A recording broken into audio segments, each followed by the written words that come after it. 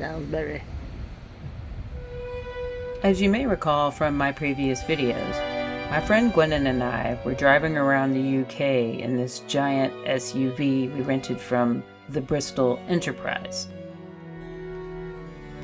This was my feeble attempt to document the condition of the vehicle before we left. On this leg of the trip, we drove up the A338 towards Avebury, but kept seeing this giant spire in the distance that we had to go check out. It was the cathedral in the medieval village of Salisbury. Yeah, like the steak. 10 minutes prior to this, we just had a little run-in with a gargantuan curb, and we were decompressing from the moment. On Google Maps, I'm pretty certain I found the offending curb. It was right here at the corner of Rampart Road and Milford Street.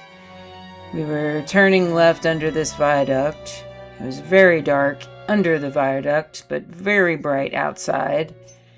And we just took the turn a little too sharp and heard a deafening crunching sound, which we immediately pulled over to check out. At first, we thought nothing was wrong, but then we noticed that a piece of trim was missing from the car, and Gwennon ran back to retrieve it. So we just threw it in our trunk and went about our day.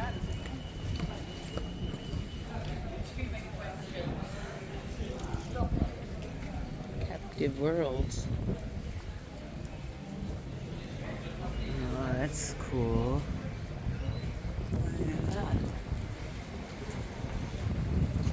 You are on CCTV. Who's that?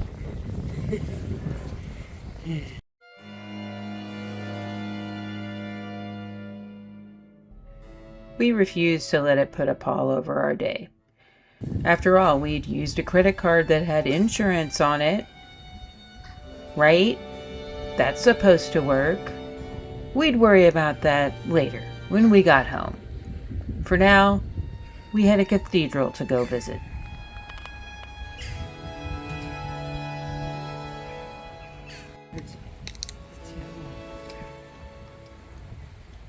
Yeah, I gotta look at all this, these freezes. And take Yeah. some close-ups.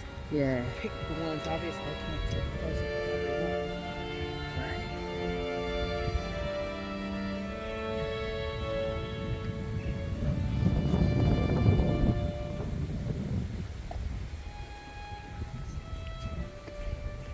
We were awestruck by the sheer immensity of the thing.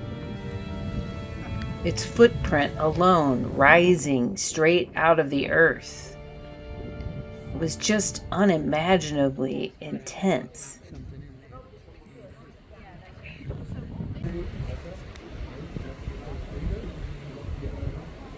We both attended Catholic school together for 11 years.